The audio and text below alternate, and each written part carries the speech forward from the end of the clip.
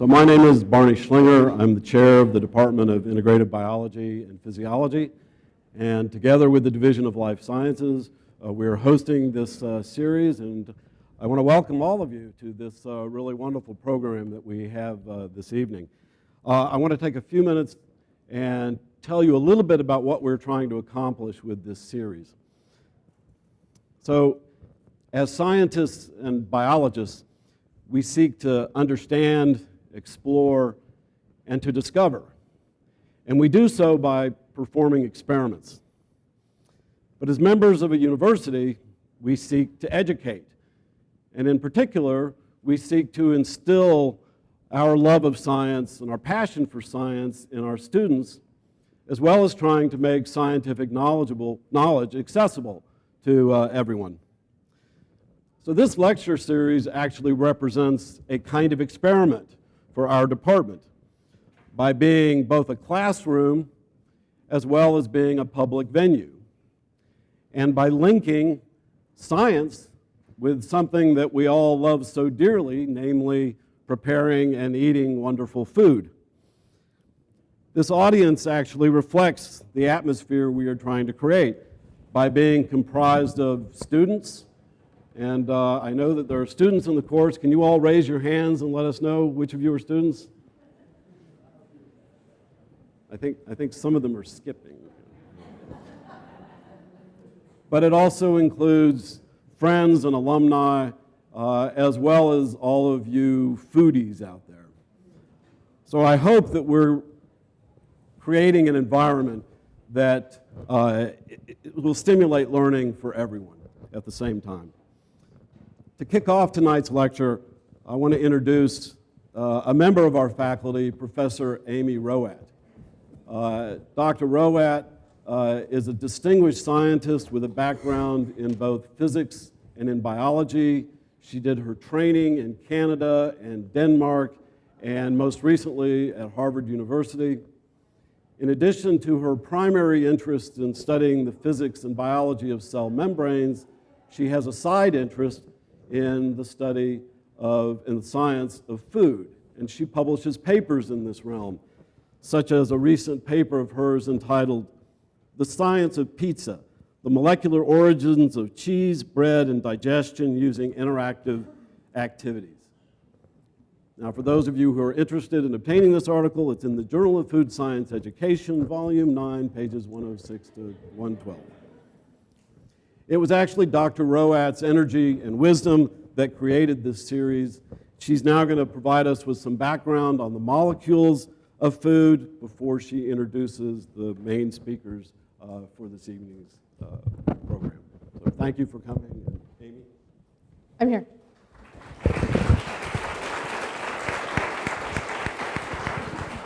All right, thank you all for coming tonight. As Barney mentioned, this is part of a class, Science and Food, the physical molecular origins of what we eat.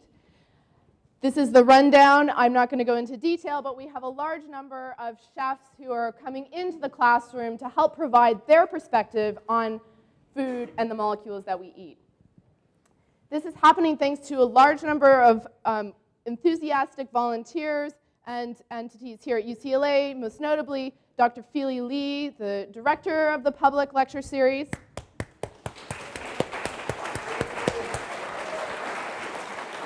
And also Michael So and Larissa Zhou, two students who, without their passion, this also couldn't have happened. This is also happening thanks to a large number of chefs, such as the speakers tonight, and other companies and restaurants who have willingly made this whole Science and Food lecture series and course possible. And tonight, in particular, as Barney mentioned, the Division of Life Sciences here at UCLA. So we're all here to promote knowledge of science through food and food through science. And this is a little quiz I gave my students in the first week of class on the theme of molecules of food. This is a nutrition facts label, and I challenge you to guess which food this represents. And you can just shout out your guesses. Sorry, what was that? Sugar? Water? Chocolate? Anything else? Some people in my class guessed Skittles or fruit leather. But in fact, this is a tomato. These are the molecules you would find, the ingredients in a tomato. And you may also recognize this from the ingredients label of a package of ketchup. Notably, there's more sodium than in a natural tomato. And by no means are we promoting you to go out and eat processed foods, but we simply want to raise awareness that these molecules in a tomato are there for a reason. Many of these molecules have a physiological role in the plants and animals that we eat. And so therefore, one of the prime missions of science and food is to promote this knowledge and to make you realize that, for example, cellulose is an extremely important molecule for a plant. And it's not something to be fearful of eating. Other important molecules that are dear to my heart are these beautiful lipid molecules.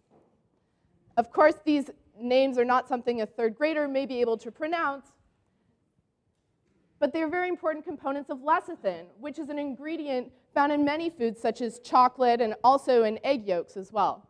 And what are these lipids doing in these foods?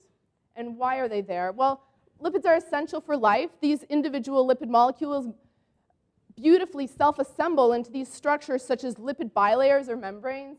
And these lipid bilayers form the backbone of the membranes of individual cells in our body, which can be described as the building blocks of life. So beyond these types of molecules, there are many other types of molecules you would find in your kitchen, and myriad other molecules that are extremely essential for flavor and taste, which is what we're going to be learning more about this evening in the exploration of deliciousness.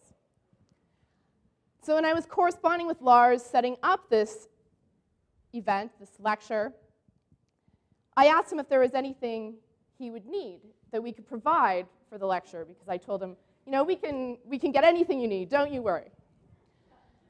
So he wrote to me with a list of things he needed: an old school pressure cooker. That was fine. We managed to find one of those without too much difficulty. An old electric blanket.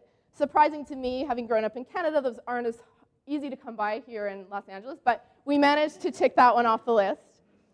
And then the third request was a large quantity of sand fleas. I didn't even know what sand fleas really were, so I did my diligent Google research and found out that sand fleas can actually refer to two different organisms, both the Pacific mole crab and also this sandhopper. But of course, I had no idea where to find these in the area. And so what did I do next? Well, as many of you well know, this is the one I forgot to mention that Lars and René really wanted. So how to find these sandhoppers. So many of you know the famous Jonathan Gold, who is a very esteemed food critic and is very well known to provide answers to arcane requests for different types of food that you might not expect to find around Los Angeles. So I wrote to Jonathan Gold, and I asked him if he could provide any insight into where we might be able to find a large quantity of sand fleas. Well, he wrote back and he had some ideas, but it didn't quite entirely solve our problem.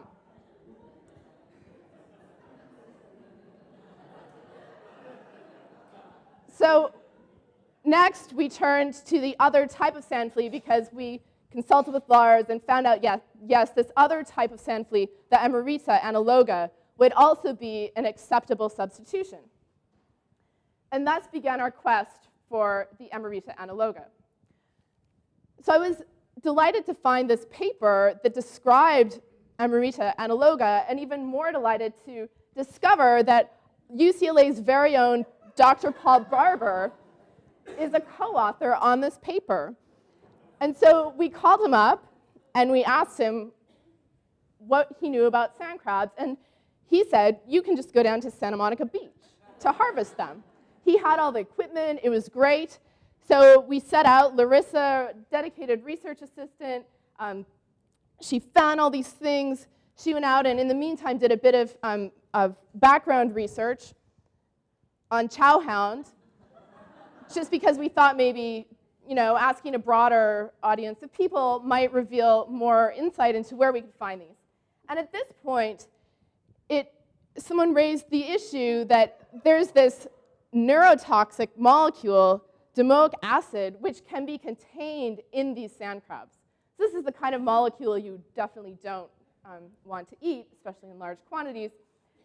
And so thus began our research into determining if these indeed would be safe to eat. So we consulted another local biologist up in Santa Barbara who indeed gave us some clues into an algal bloom that had occurred recently, which might imply that these sand crabs had especially high level of toxins. And she also turned on to this paper published back in 1971 about the DDT content, again, another molecule you should avoid in food.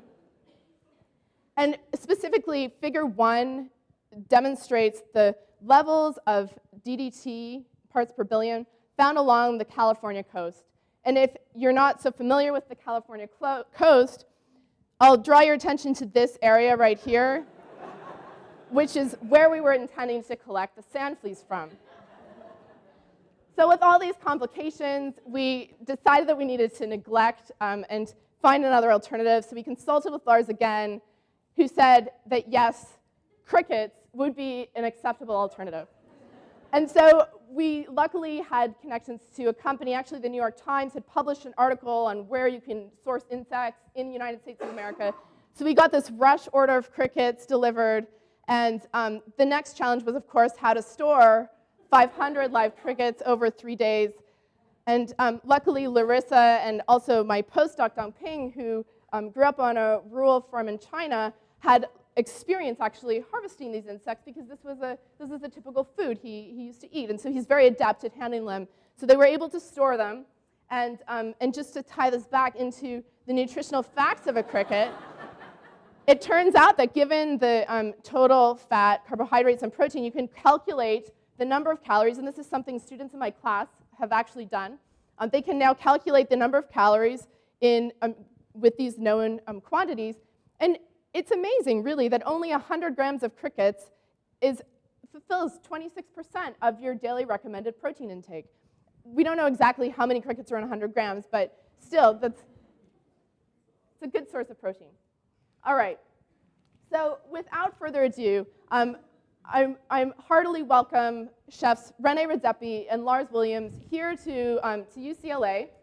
Lars Williams, he's the head of research and development at the Nordic Food Lab, which is a nonprofit self-governing institution co-founded by Rene Redzepi and also Klaus Meyer. So Lars brings his expertise working from some of the most innovative restaurants around the world, including WD-50 and Aquavit in New York City, as well as the Fat Duck in England. So at the Nordic Food Lab, Lars is truly pioneering and innovating new recipes and techniques that utilize ingredients from the Nordic region. He's disseminating his results and his findings in a most beautiful blog that I encourage you to check out, where he details such explorations into vinegar, as well as how to make your own soy sauce from scratch. And he's also publishing his work in international peer-reviewed journals such as Flavor. So he'll be joined in tonight's event by Chef Rene Redzepi, who's the chef and co-owner of restaurant Noma. Noma has been rated, as many of you know, as the best restaurant in the world by San Pellegrino restaurant lists. And now for 3 consecutive years running, 2010, 2011, and 2012, which we recently found out. So congratulations on that.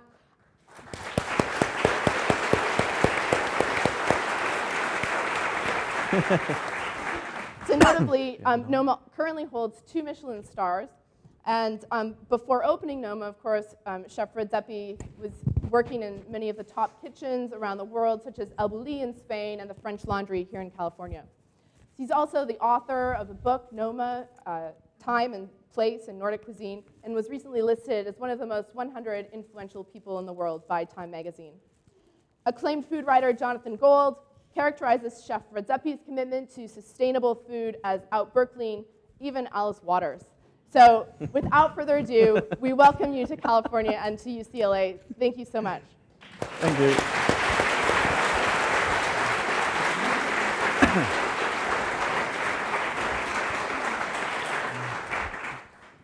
So this is 500 crickets and it weighs 200 grams. So you need quite a lot of cricket actually. But we will blend these later. We'll talk about that. All right, so first of all, can I excuse myself for being sick last month? I'm very, very terribly sorry about this. And since we are at a university, I actually looked up the scientific name of my illness, and it is gastroenteritis, which to us normal people means a violent diarrhea. So. But I assure you, we are very fine. We have no such issues this time. We've had a few issues, though. We thought that we were jinxed on this trip coming to LA because yesterday, as we arrived, our luggage didn't show up. And in it was all these samples. But we were lucky they showed up literally 1 hour ago. And so we have very quickly assembled a few tastings for you. And you will have that all later. So today it's about the Nordic Food Lab, basically. But for you guys to understand why the Nordic Food Lab became the Nordic Food Lab, I want to explain to you a little bit about the beginning of everything, which is restaurant Noma. So it's going to be a super brief introduction to this, because I could speak about this restaurant and the trials and tribulations that we have there all day long. But it's so much more interesting what Lars does and the trials and tribulations we have at the Nordic Food Lab. This is our little humble restaurant. We seat 40 people. We do that for lunch and we do that for dinner. We started out in 2003 with a staff of 9 people, front and back of the house. Today we are 75. We are 45 in the kitchen. We are 22 nationalities within the kitchen. And we actually speak English, funnily enough. A lot of people think that's surprising as we're trying to somewhat, distill a region in a mouthful. But in fact, that is actually only wonderful, so we learn so much more from other perspectives. We started, a small decade ago with an ambition of using more local products. Basically and simply, that was it. And nothing revolutionary in that, you could say, because that happens all the time, of course. And we started cooking, and we had fairly good success with this. People were thrilled, and we even got a Michelin star, and we got all sorts of accolades for our food. But we weren't happy with it. We thought that 85 hours a week cooking or tapping into other people's culture and somewhat thinking that you were cooking something that belonged to our part of the world just because we poured in a Nordic berry into the crème brûlée didn't make any sense. But obviously everything is a process, so it took us a couple of years to figure out, what are we going to do with our lives, basically? How we're going to make this fun and sustainable and have lots of longevity in our work and have a sort of a stronger purpose to what we do. So a few years in, we basically figured out that, there was a lot of special moments that led up to this, but we sort of figured out that what we need to achieve on an everyday basis is to give our diners a sense of time and place. And it's quite a simple thing to say. We have found out that it's a very, very, very complicated thing to achieve because it goes so much more beyond just sourcing locally ingredients. There's a whole array of things that you suddenly need to incorporate, such as history, even religion. We also found out, which we'll talk more about later. This idea of the Protestant meal, the Babette's feast syndrome. So once we sort of reached that point of the time and place, that's when we started to really hit off and understand what it was that we were doing. And that's when also we started to tell ourselves that, first of all, what we need to do is we need to explore the product range. Really allow ourselves the time to explore. So back then we said, which I guess has been misunderstood by many, that we would only use ingredients from the north. And we said that not because we think that they are better, but we wanted to allow ourselves to fully indulge and explore. And out of these explorations, we have found so many unbelievable, delicious mouthfuls that I'm sure we would never have done if we had just done what we usually do. One of the key moments and the biggest discoveries, basically, I would say that this plant that I'm going to describe now is one of the reasons for Noma, and that I'm here today, and that we have still so much energy in the work that we do. And I'm going to take you back to 2005, and you should imagine a cold spring morning in April. I don't know if you Los Angeles people can even imagine a cold spring morning, but imagine a cold Nordic spring morning. Everything is sort of wet, and it's gray, and it's just above frost, but during the daytime it warms up a bit, and everything starts sprouting. The world sort of comes back to life again. It's a wonderful, wonderful moment for us, the cooks, when you work like this. It is sort of a gastronomical New Year's evening when these things happen. So we're on a shoreline, on a beach. Again, I'm not sure that Los Angeles people would qualify it, or it would qualify as a beach to you people, but nevertheless, it's our beach, and it's very rocky, and there's lots of rotting seaweed and all sorts of other things, especially lots of growth. On our shorelines, we find a huge array of seaweeds. We find cabbages and berries and all sorts of strange plants. Some are wonderful textured, and others have spice, and so on and so on. But this particular morning, we're walking around, and it was not a very pleasant day, basically, And we're walking in an area where it felt almost swampy, the seaweed and the water there, and it wasn't nice. It smelled, and there was flies, and suddenly we see this patch of green, sort of in the horizon, and we had already worked enough to know that by seeing at things, you can almost sort of have a sixth sense of what is edible and what is not. Once you really start indulging into this way of cooking and being, so we saw this, and immediately we started walking over there, and as I came closer, I saw this almost chive-looking plant, long-leafed, but it looked firmer. So I went over and I cracked it, and it snapped like an asparagus. Crunk. This thin, tiny little thing. And I watched it with amazement as the waters and the juices were just almost squirting out of this little plant. And then I decided, okay, I'm going to taste it. Fuck it. I didn't have my books with me. I didn't know what it was. Usually I would check things, which I would always recommend everybody to do. I have before choked for a while, and I've had, we call it a forest diarrhea, and many other things has happened.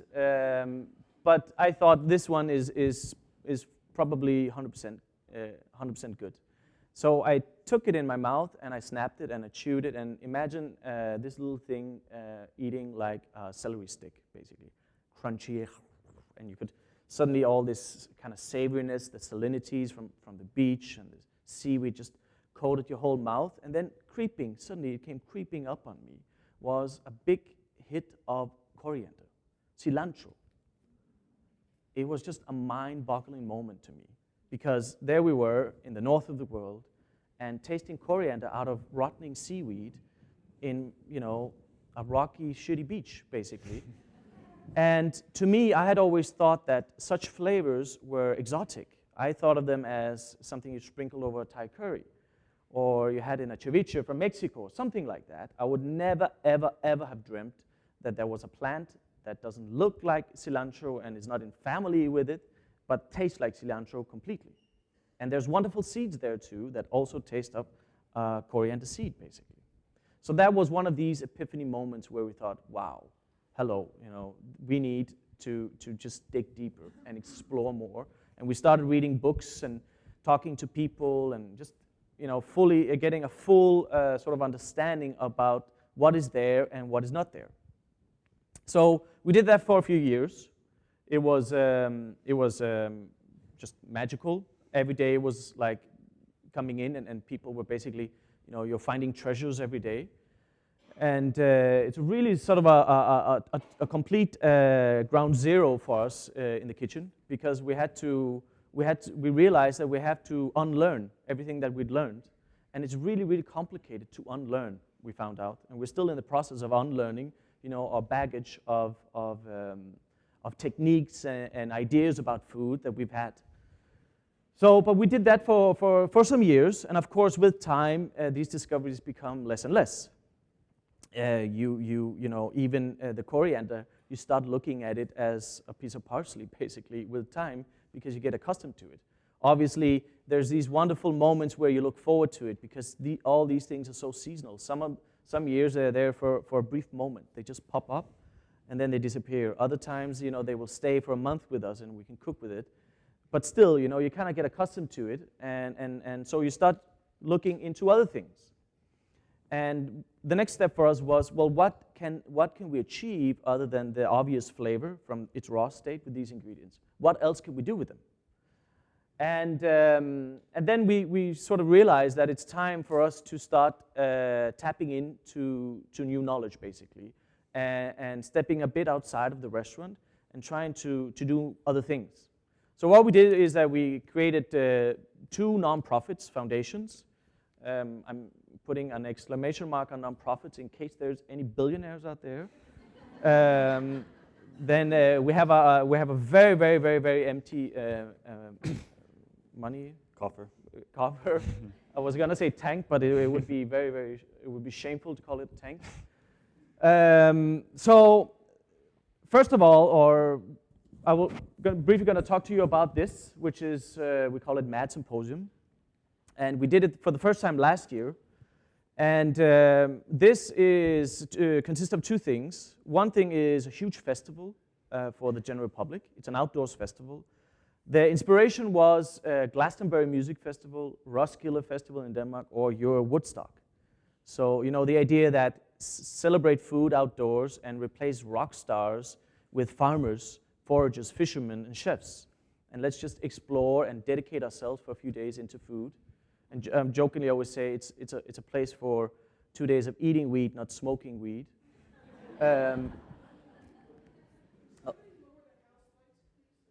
Yeah, could somebody lower the house lights, please?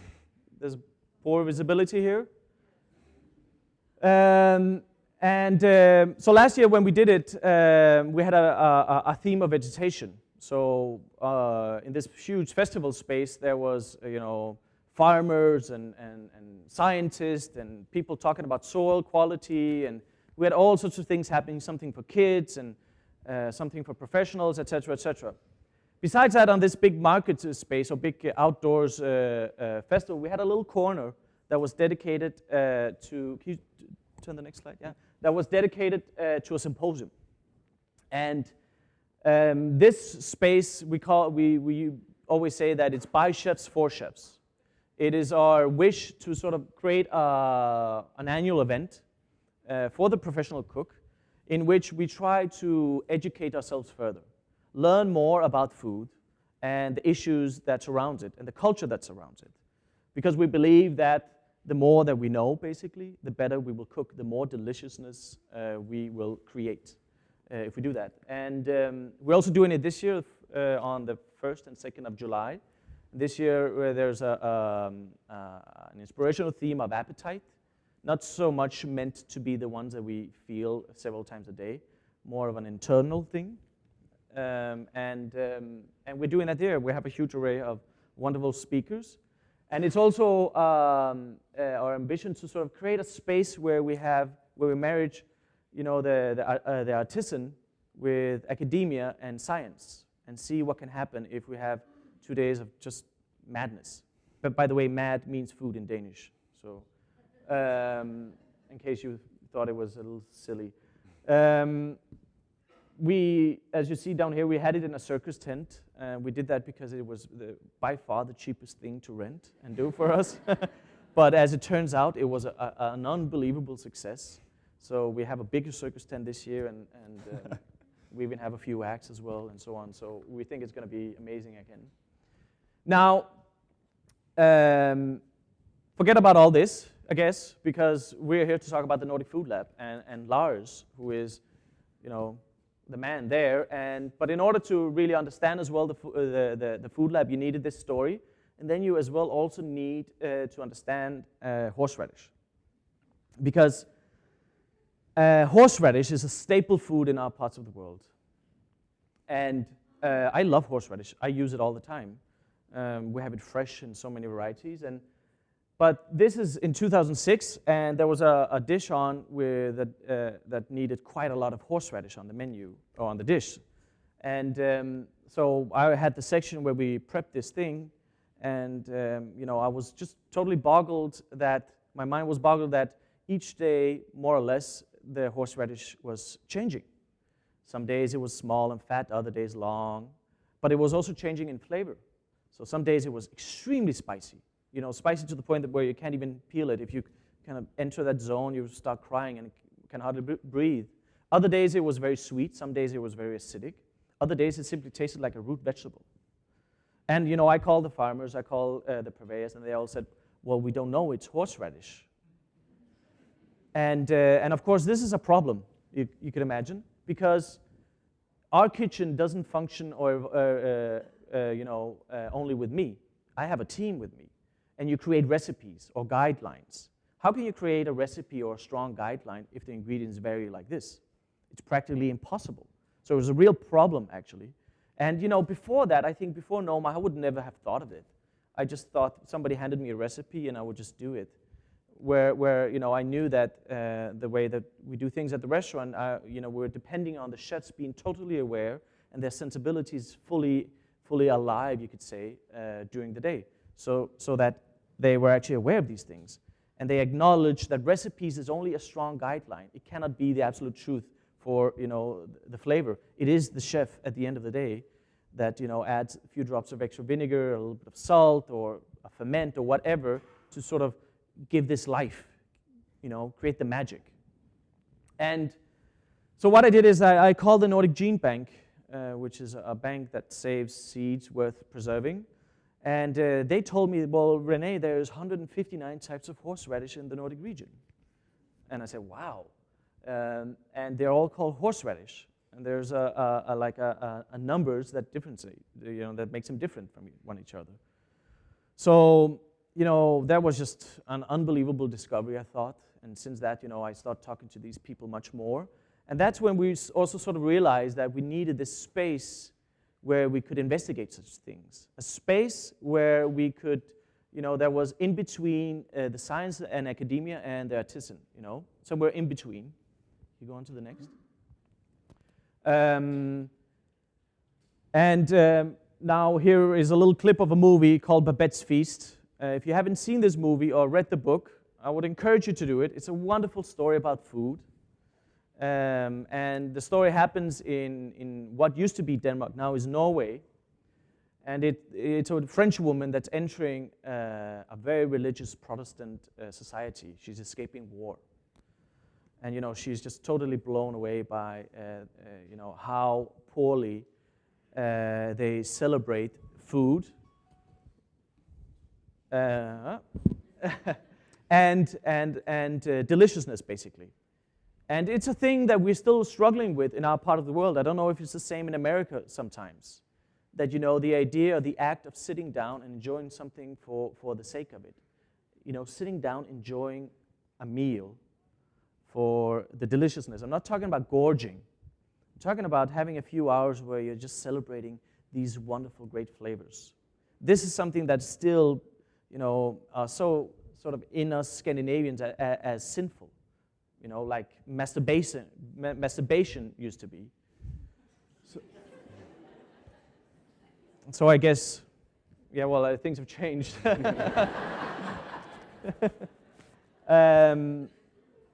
And you know, we in the first year when we did this Nordic Food Lab, we were struggling because we ourselves were kind of we were problematic in this. We always felt something was wrong, that you know, we were sinners basically, because we didn't realize what it was that we wanted to do. And what it is that we want to do, we know that now, we have admitted it to ourselves, is that we want to have a space in which we celebrate and investigate deliciousness. So that's what we do. This is the sole purpose of this so-called food lab. We also promised ourselves that we will not work on plates of food. We would, on the contrary, see if we could work on pillars, new pillars for cuisine. We have already, I think, had a few successes that Lars will talk about. And we, of course, also needed to create a team, have the right people. And here is three of them. There's one more missing. It's Lars Bomfrost is his name. He is a professor of sensorical sciences at KVL University in Copenhagen. But of course, the archangel, our messiah, is Lars Williams here. He's flanked by Mark, who is an anthropologist, just finished top honors from Oxford University. He is currently setting up a project. We posed him the question, why don't we eat insects in the Western world? So this is also one of the things that we want the Nordic Food Lab to be, not only about edibles and palatable things, also about actual, you know, reports, so that we understand more and learn more. There's our ginger Scotsman with his proud venison. And as you see, it's totally covered in lovely mold, and it's really, really tasty. He is a chef originally, but just finished 4 years of gastronomical sciences, studies in gastronomical sciences at the University of Bra. So a young team investigating, exploring the possibilities of deliciousness within a region, and dedicated to sharing all the knowledge that we obtain to everybody, cooks and home cooks alike. Now, I think it's time for me to introduce Lars, because he will take it from here. Soon you will be tasting all sorts of strange things. And if you don't like it, Lars is to blame. Please.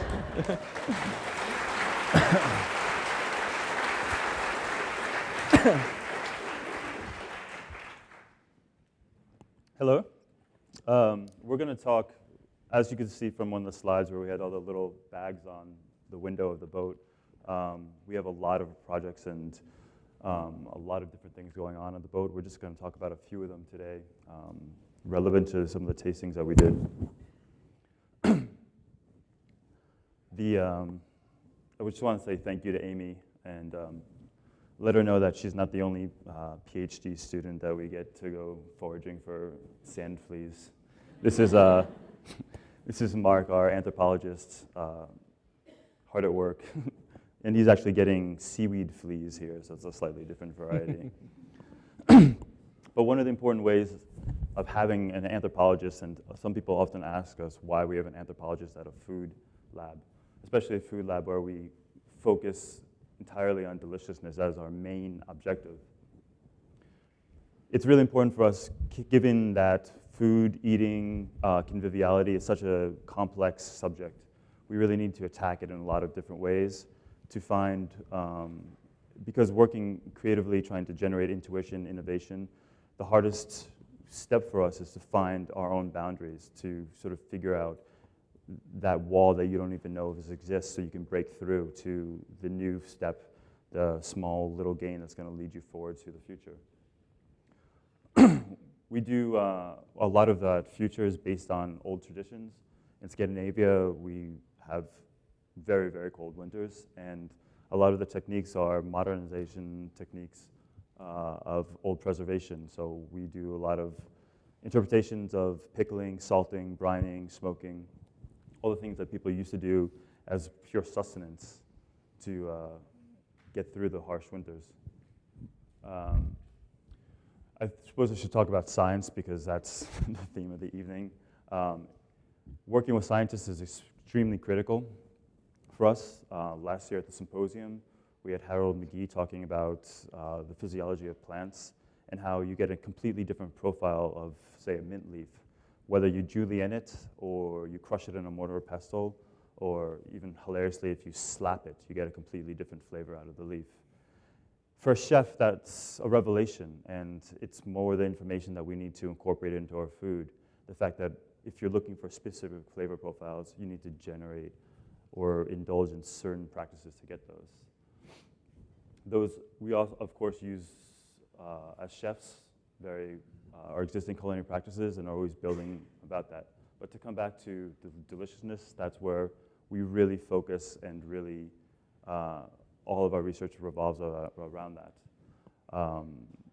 We're all humans, we all eat, and to have a compelling argument for anything, it needs to be delicious.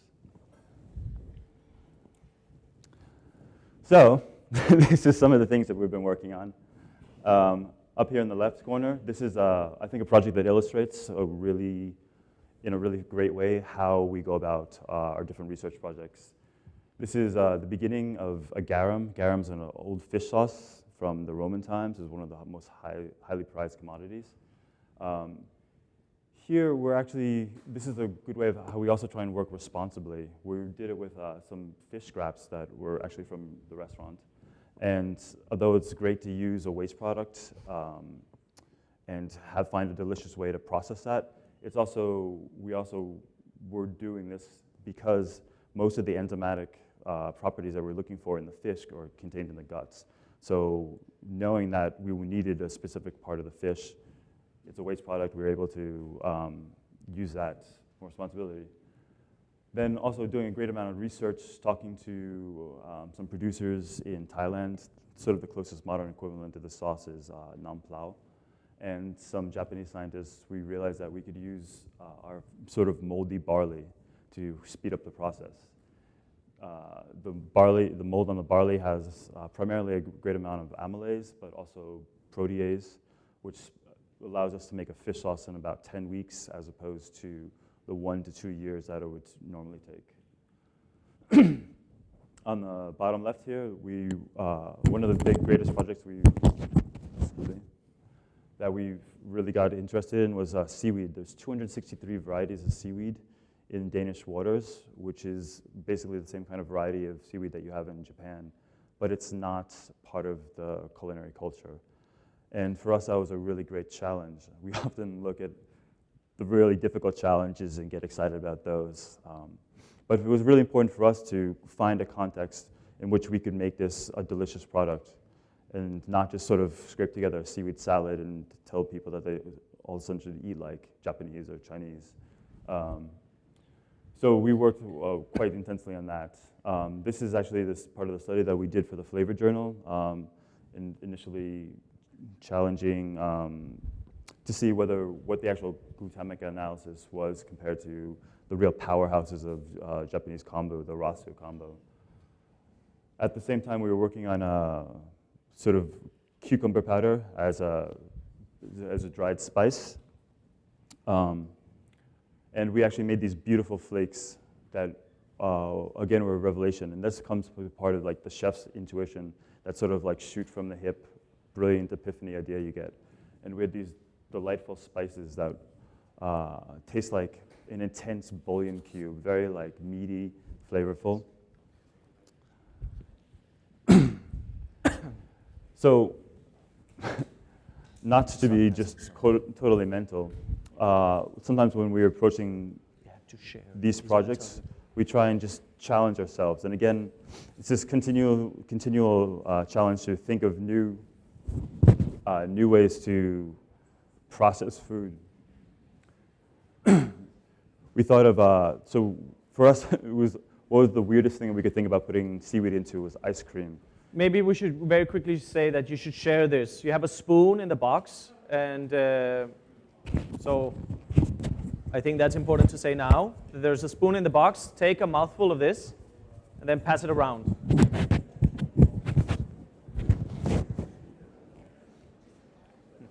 Chef, you should speak up.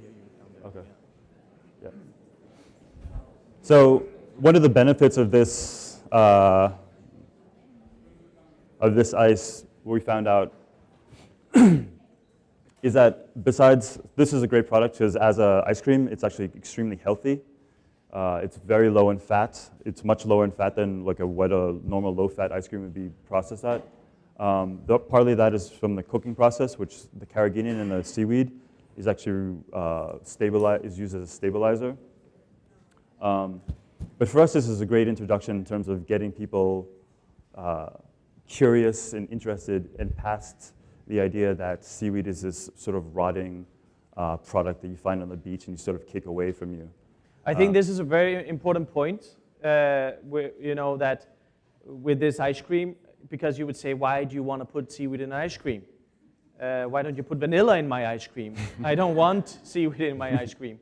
So you know, we're not sending this to Haagen-Dazs sometime soon. Not yet. But the idea is that, you know, we don't eat seaweeds. They're there, totally unharvested, ready to eat. People associated with something not pleasurable. So we thought, well, if we can put it in the place where they least expect it and make it taste delicious, then we would win people over. And in fact, the anthropologist student, Mark, one of his projects as well, on a side project, is that he built a small ice cream bike. And then we're going to do these you know, rants in town and just bike out at squares where there's a lot of people and then hand out seaweed ice cream for free and then disappear again and then do that for a few months. Yeah, that's. I mean, it's great for us because one of the largest challenges for us is disseminating our research, and so for the Hus to have a little sort of guerrilla afternoon and attack people with our seaweed ice cream is going to be fantastic. Do you guys like it?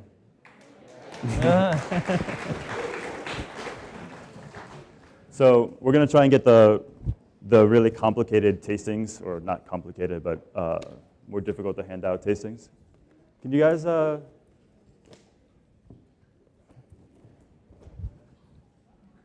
we get some hands to hand out the next tasting, please? You should start explaining this. I think so. So we were working a lot with different types of fermentations using... What? You need lights on? Okay. So this is a very close-up image of something you are about to taste. One mouthful each of this. It's coming around now. We were working for quite a while, putting basically everything we could and trying to convert it with our moldy barley, looking for useful ways of using that amylase and protease. We were curing meats, legumes, pulses, vegetables, everything we could think of. And I've been working with it for about five months, 6 months. And all of a sudden I came into work one morning and I sort of usually snack it a little bit as we're working with it. And it occurred to me that I never thought of treating it like a piece of meat, like a vegetable or a beautiful cut that you would saute and consider in its own right. I mean, partly is that because when we're doing it, it's basically a tray of white, moldy barley.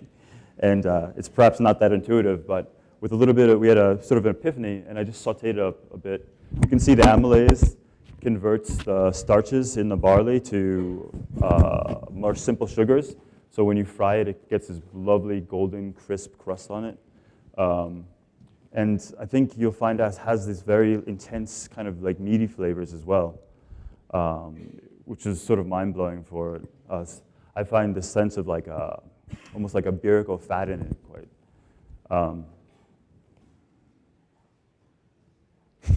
But this is a way that something we're quite proud of, and I think for us is using microorganisms and considering them as a new tool in a chef's sort of array of weapons in a sense is something that we're really excited about. We're working with a bunch of microbiologists in Copenhagen University about developing and finding different molds or combinations of yeast molds and microbes to really develop this. I mean, if you think that you could have a series of different molds or different bacteria that all have different metabolic pathways that give you different flavors, and allows you to treat food or process food using microbes. It's fantastic. There's so many sort of small and very complicated reactions that are going on that give you flavor compounds that just can't be replicated in other fashion. And also, I think really importantly, it gives a sense of terroir. The fact that all of these microbes are actually quite local, in the same way that a San Francisco sourdough will taste almost immediately different if you bring it to New York, just based on its evolution and its own life cycle. And it's amazing to work with these sort of living organisms and really feel like you have a partnership with them. And then, I mean, just to say that we can have a microorganism that says, oh, just throw Johnny, the microorganism, and for that in this fashion is fantastic. I mean, so we've been working a lot with different microorganisms. This is one that we're particularly fond of. It's very has a high personality, like a sourdough in terms of how we're using it. If you take out the orange-colored pipette, you can actually taste one that we did. This is called a kombucha mother. It looks very similar to like a big piece of slime. But if you see here, there's actually some lines, and these are almost like the lines in a tree. So it's like a sort of life cycle every time we bring it in. What you're tasting is carrot juice. When we first started playing around with this, we were fermenting, typically it's made with a black or green tea. We were playing around with a lot of different teas that we sort of had in-house from a lot of the foraging that we do in the summers. And then we jumped to doing fruit juices, which are, again, amazing. Apple, pear, rhubarb juice. And then we made the leap to starting doing, I think particularly because we were working with very, very sweet winter carrots, and extremely, extremely sweet. And we just put the kombucha mother in, and it was just like this bright revelation for us that you can sort of transform something kind of as simple as carrot juice into a very, very complex flavor pattern. Yeah, and you could say that as well. This is also magical for winter roots, for instance. At the end of winter, when they are so sweet, because they are coping with the cold weather, that we have this sort of extra live creature in the kitchen that helps us and makes things, changes things. And what's magical as well here is that you can leave it there 2 days, and it isn't very sour. This is 6 days. That's why it's quite sour. If you leave it 2 days, it's almost sparkly. It's like a wonderful drink. And this is something that's catched on in Copenhagen, and there are restaurants that are serving these sort of kombucha drinks as on the juice menu, for instance, and where others, they use them as vinegar. And we certainly use these things where we would let them go for 10 days, for instance. And then we'd use this carrot vinegar, you could call it, to brighten up sauces or vinaigrettes or marinades.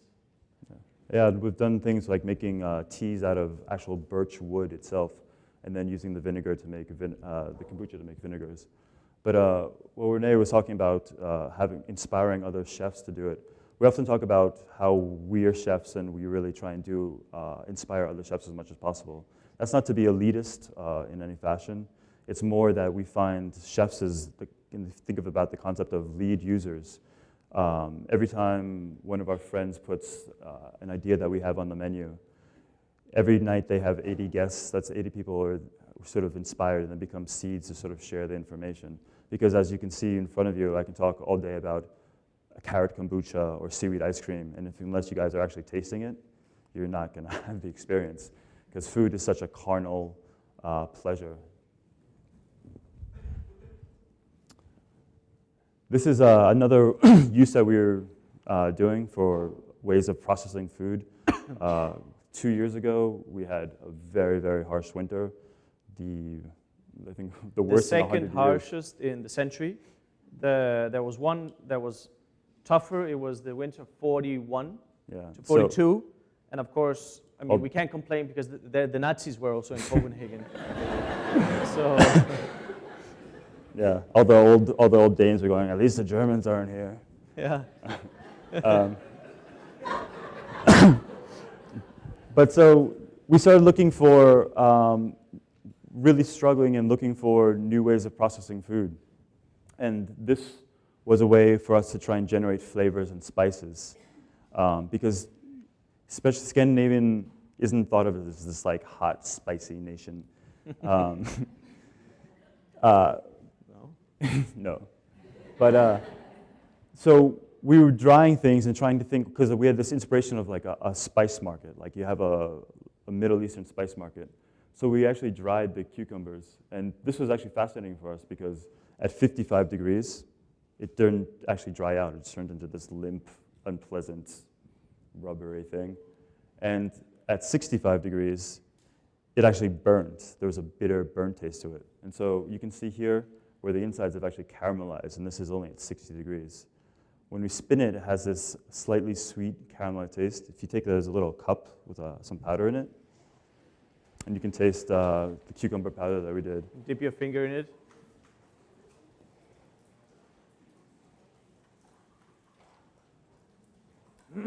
And although we try and make it very clear that the Nordic Food Lab isn't doing dish development for Noma, this was one that actually somehow wound up on the menu at one point. Yeah, you know, you have to put it in use. So now there's maybe some of you that would taste it and say, you know, I'm not too sure about this. But this is a cucumber. And if you look at it as a spice or as a tool in which you can mix other spices and create spice blends, then this sort of sweetness and light caramelization can come to great aid when you know, and you sort of have suddenly a huge array of different fruit or vegetable spices. What we did, the dish that we did at Noma was that we actually dried these. Now these are also from winter cucumbers. In the summer, it's a bit stronger, the flavor. But we took this powder and we blended it for a long time. So it was really fluffy, more than here. And then we took large cucumbers and we grilled them. And we put them in a container and sealed it. And they steamed. We kind of crushed the cucumbers, all the juice oozed out of it. And then we whisked that with the spice. So first it creates a sort of a paste. It's very intense. And then we had just whisked more until it was suddenly a sauce. And we serve that, you know, with lightly caramelized sweetbreads. You know, fine slivers of the sweetest, most powerful sep mushrooms. And it really worked. It was like such a powerful, intense sauce that consisted of cucumber. Yeah, so now, I mean, when you dehydrate stem celery, for instance, you get these mustard tones. I mean, so we're really working with transforming normal, sort of boring Danish products into what you now have as spices. I believe there's a last pipette in your little toy box. And you guys should go ahead and taste that.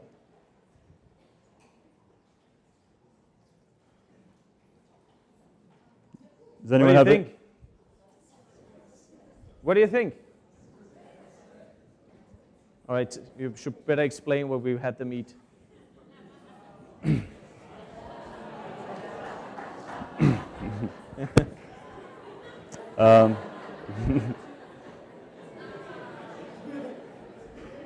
So what's in that pipette is actually something that... Is there any insect allergic?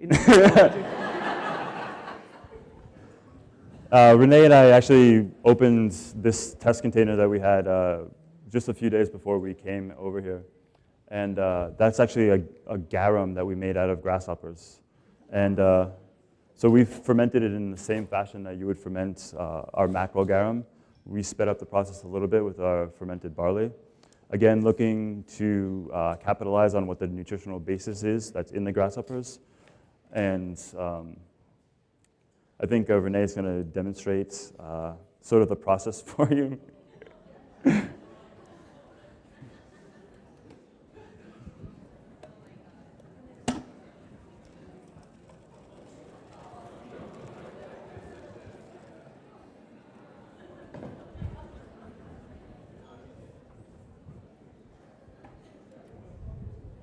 can come over and have a look. Yeah, you should do it, Chef. So yeah. it's not a difficult process. It's here we have some of our fermented barley. This one is inoculated with Aspergillus oryzae, which is one that we use a lot. In this case, it's great because the protease really speeds up this process and gives you that sort of rich tones that you tasted. Then we have insects.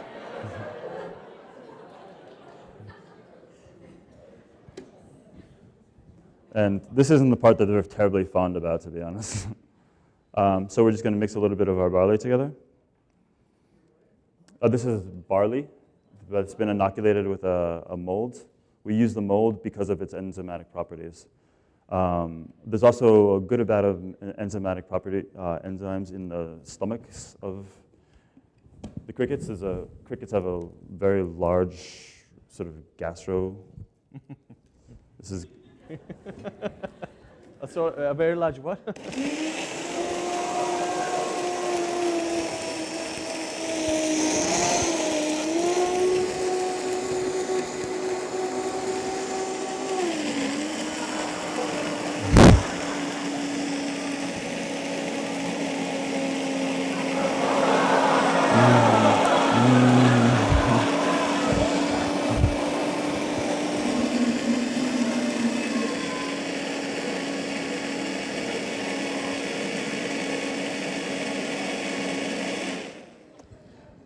And that's what you just had.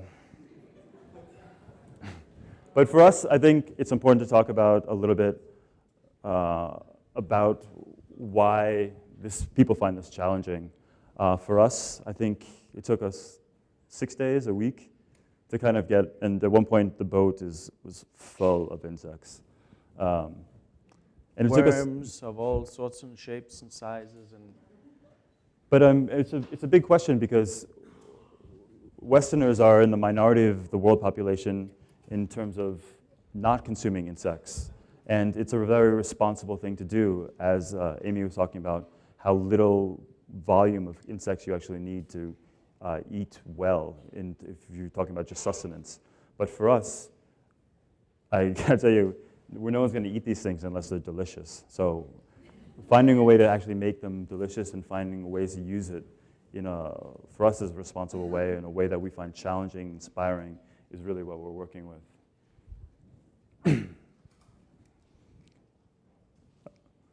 Again, this is a Tokyo subway map?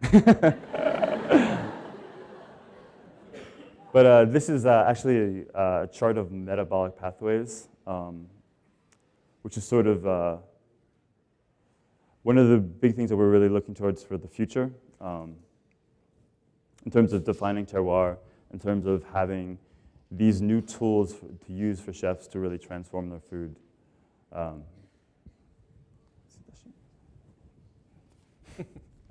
And I think, going back to the insects for a second, one of our good friends, Alex Atala, who's a chef from Brazil, was talking in his speech at the symposium, and he said, if you gave an Amazona a piece of lemongrass and asked them what they tasted like, they would say an ant, because that's the closest correlation they have.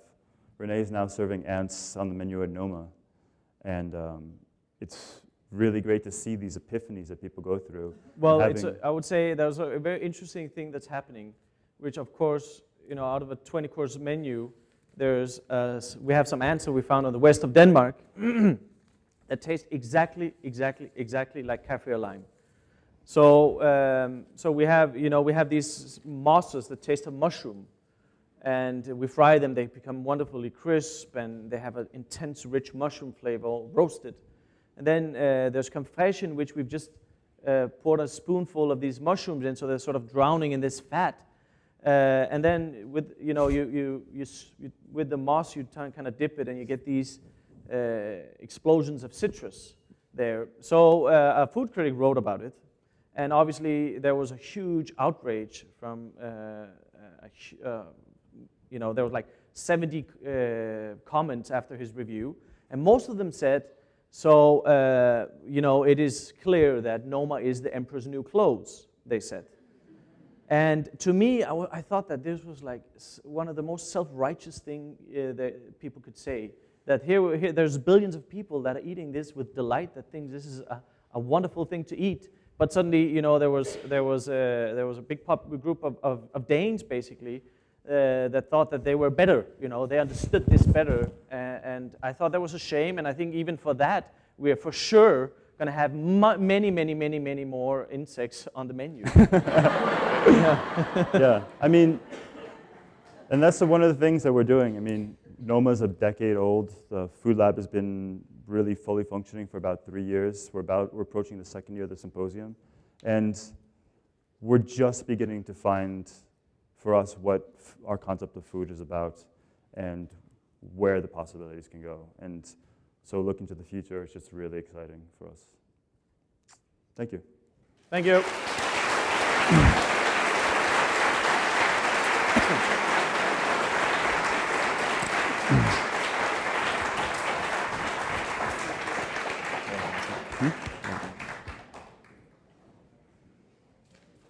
Well, on that note, we have question cards. If you have any questions, we'll now have a Q&A session with discussion with René and Lars after a very provocative talk and insight in exploration into deliciousness. So just to get started, as we're getting set up here, do you guys want to sit down? No, we're fine. Okay. So question cards, the volunteers will be coming through. Please just raise your hand. So coming back to your article that you co-authored in Flavor, entitled Seaweed's Fruit Umami Flavor in the New Nordic Cuisine, I'm curious if you could just tell us a little bit more about what you discovered and how that's having an impact on both the Nordic Food Lab and also in Restaurant Noma. Well, I mean, since we began that study, there's been, I think for all of us, it's been a real eye-opener in terms of how much sort of possibilities there are in seaweed. There's actually the dulce that the seaweed ice cream made from is probably almost about to become a cliche in Copenhagen restaurants now. I think Rene's sort of shying away from it on the menu now. But it's because everyone's gotten really excited about it, so we've seen like a real trend that we sort of kicked off, both in using the material as its natural shape and natural form, but also using the stocks as bases and really using them as being ways to enhance the palate and really round out flavors and really just boost the whole satiety level of dishes. That's when you make food extremely delicious, you don't actually need to eat that much of it. So you can have like a really beautiful meal where you feel quite happy and full at the end, but you're not actually stuffed. So that's, I think, a really nice way to eat. And René, do you have anything to add about how scientific research impacts the way the dishes are made? Yeah, I mean, the example of the seaweed is really good. Another example that I would mention is the fermented peas. So we call it piso instead of miso. And this is our working title. So we basically, fermented green peas that we eat so much of here during spring and summer, and we dried them, and then we fermented them, and after 6 months, we had this wonderful paste that resembles miso. It's something else, but it has these sort of round, deep, sweet tones that are great to put in a soup or stir in your rice or marinate your fish in. There's just so many things you can do with that. And that, I think, has been a very big success. That we're even having other restaurants wanting it, and there's people wanting to produce it on a high quality level so that it can actually enter the shops.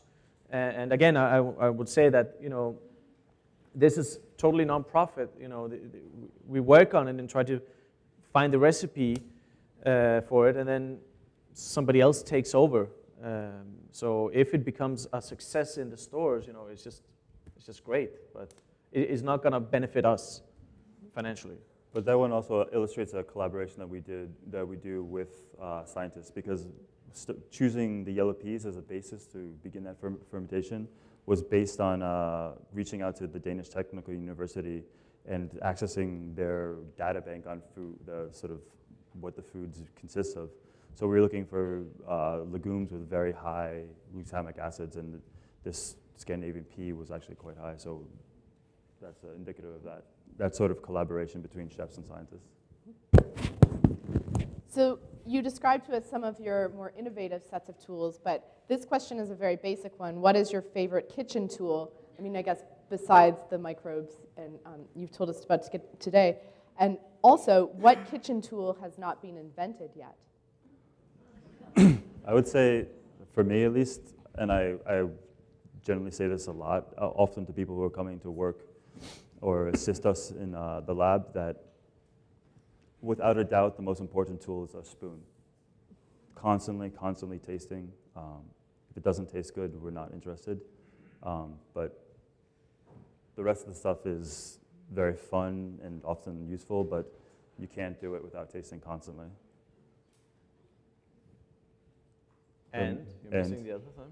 I want to hear what you say. what kitchen tool hasn't been invented yet?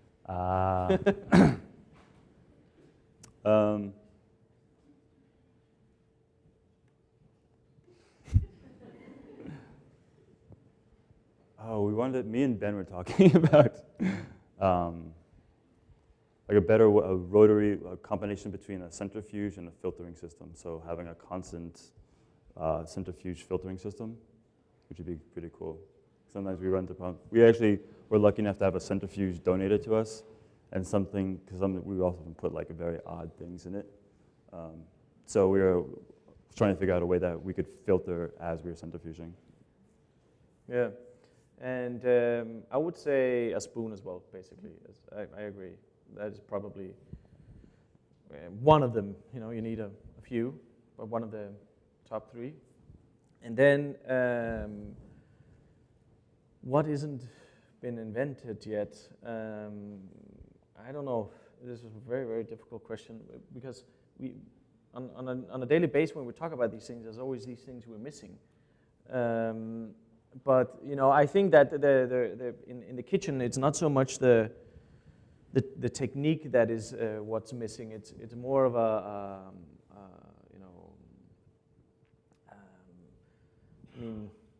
sense of craftsmanship. I think that is starting to miss out a bit. That I think is important, because there's so much machinery and technique right now, and it's important to keep reminding yourself that you're a cook first, and that you use your hands and you are a craftsman basically. And especially in our part of the world, it is a bit of an issue that it's shifting a bit. This kind of dedication to being a craftsman. But it's also important to say that, like often when we're looking for solutions in the Nordic Food Lab, that we often, because we don't have any money, we often have to make all of our own little pieces of kit. Like this black box that's over here was a way that we could have an incubator for doing our fish sauce, because we didn't have money to buy a proper incubator. So I bought a PID controller for $120, and this is one of the odd bits that I asked Amy to get for us. But we basically stripped down an old electric blanket, and that's what we use to maintain 40 degrees Celsius. So I think with a little bit of creativity, you can really develop, you can get around a lot of corners. Well, I think we can help you out with the filtering centrifuge system as well. All right, so you mentioned this crunchy, super delicious cilantro, coriander seaweed.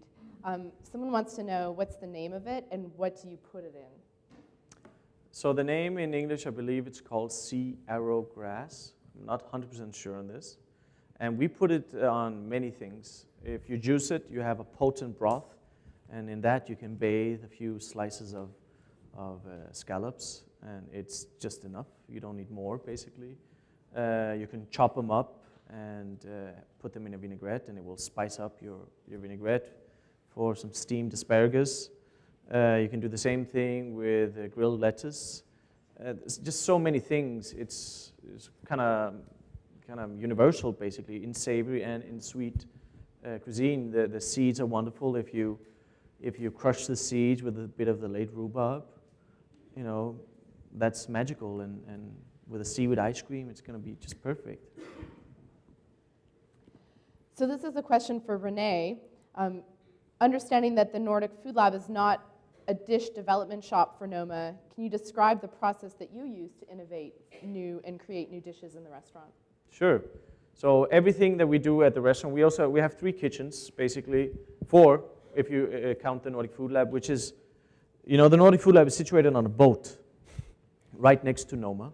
And we loved that romantic idea initially. The honeymoon's over, though. Yeah, the honeymoon is over. Basically, it is a sinking ship, I think we can even say. It's not meant to have rooms in which we ferment strange things, that crawls up and so on and so on. So we have that. Then we have a mise en place kitchen, which is where the animals come in and we break things down. And then we have the service kitchen where we cook. And then we have a kitchen, a third kitchen, which we call the kitchen for intuition. And that's how we do everything. On the day-to-day changes is based on pure intuition. So we try to gather images and knowledge through reading, through the food lab, through going to other restaurants, coming to sort of gatherings like this. And then, we basically go into this kitchen here, the kitchen for intuition, and then we the best of us, I would say that how you create innovation out of intuition is your ability to take these special moments and see the synergies with them. And that's when innovation comes out, when you're just there and searching with your hands. So it's intuition. Ingredients come in. Farmers will call us and say, this is coming in, and I'll put this in the soil for you. The carrot is in its 3rd year. It's quite horrible, but do you want to try something with it?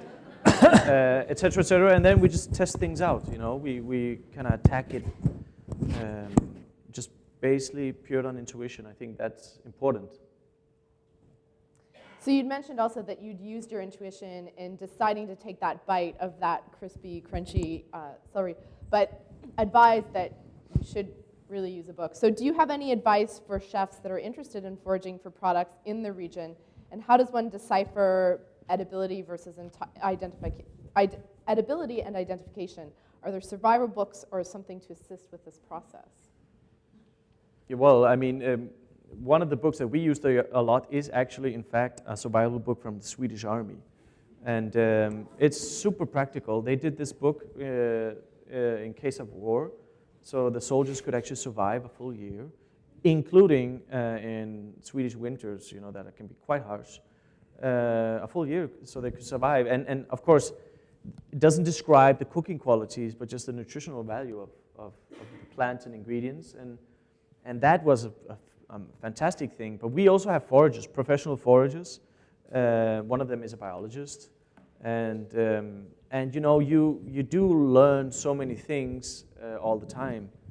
You really, really do. And now that we're almost a decade in, we have very few surprises, I would say now.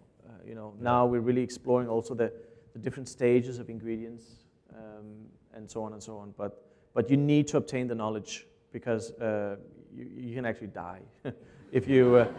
No, but you can. People need to be serious about it. There was just recently, basically, there was some Germans that died because they thought they were eating ramps. And they were eating a leaf, and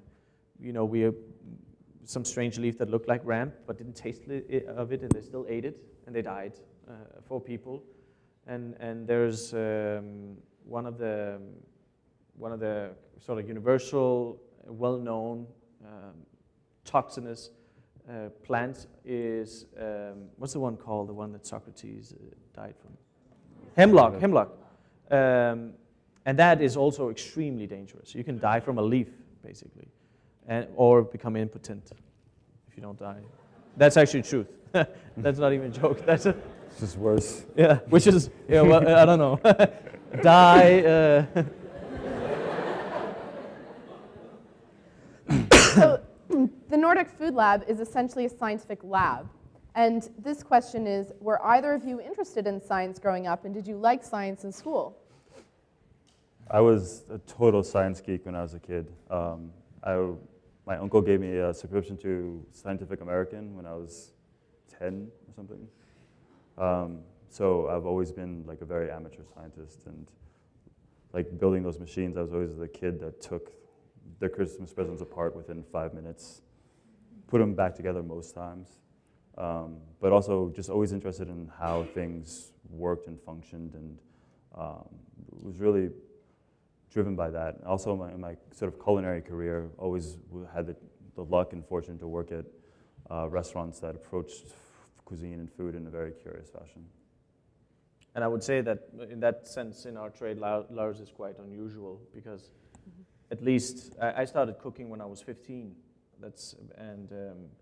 So I left 9th grade and in dishonor. I wasn't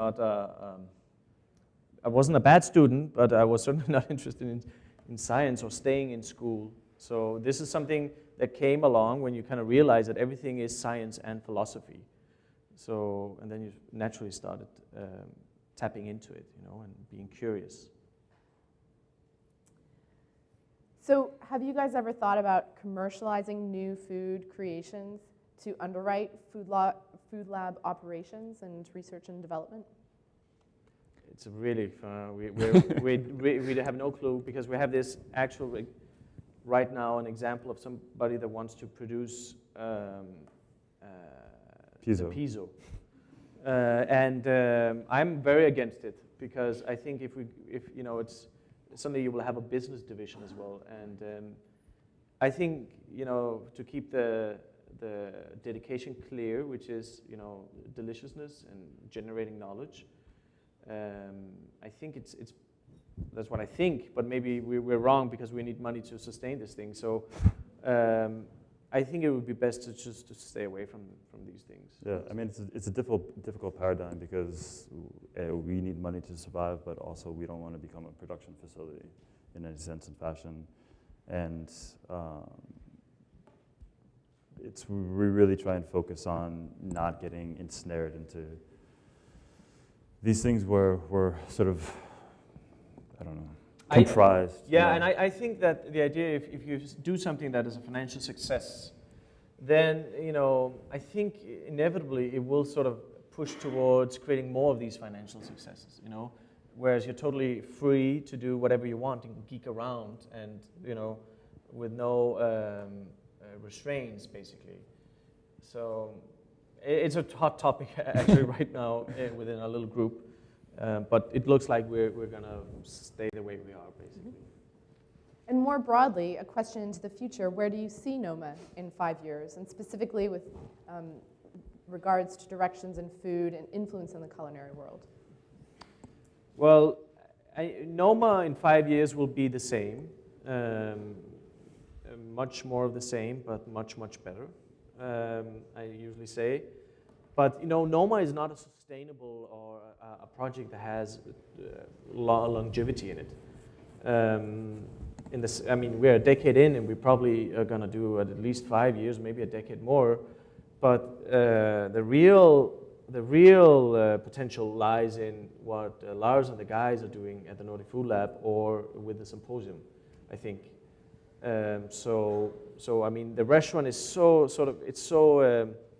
bound to a person, which is me at the end of the day, and sort of your ideas towards service and how to set up things, and you have a team around you that is totally dedicated to that are willing to work much more than they should.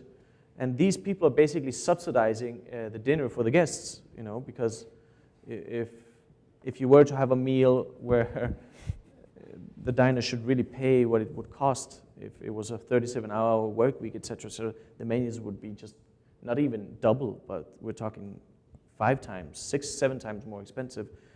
And this sort of passion and commitment energy you can only get when you're right there on the edge, sort of seeking and allowing yourself to fail, and constantly keeping yourself, resurrecting yourself and pushing forward. So learning new things, and of course that sort of energy you can't have all the time. I mean, I think I can't think of anything or anybody or any place that hasn't sort of some burn out gently, and others they do it with a bang, and the restaurants change. So I've always said that once that moment is there where you feel, okay, that's it, we're repeating ourselves, there's no clear narrative in what we do, then at least the project for me is over. I mean, maybe there is a young guy or girl in the background that say, okay, I'm going to do it then. But also for the symposium, getting these groups of people together that wouldn't necessarily be working with each other on a regular basis, and having them this cross-pollination of ideas. And I think that's really exciting for us in terms of generating new ideas and finding new directions that we can possibly go in. So. Well, everyone, that wraps up our question and answer session discussion with René and Lars. And so thank you all for coming to Exploration of Deliciousness and learning a bit about the molecules of food. And thank you to, once again, for a stunning presentation.